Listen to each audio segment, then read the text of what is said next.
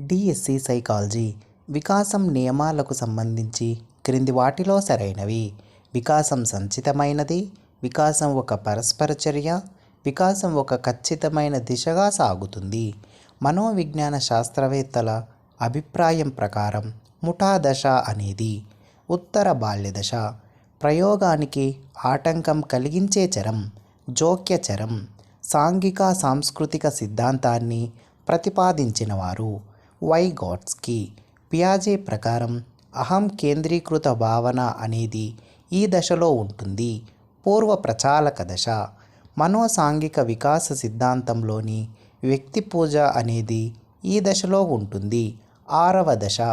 The sociology of teaching గ్రంథ రచయిత Willard Waller.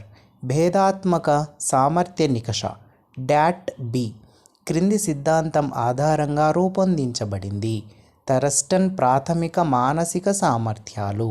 Saritha అనే 4వ తరగతి విద్యార్థిని 5x5=5² అని చెప్పిన ఆమెలోని ఆలోచన ప్రక్రియ విభిన్న ఆలోచన. మెటాకాగ్నిషన్ అంటే స్వబుద్ధి. 18 సంవత్సరాల లోపు బాలలకు ఓటు హక్కు కల్పించకపోవడానికి కారణం తక్కువ పరిపక్వత.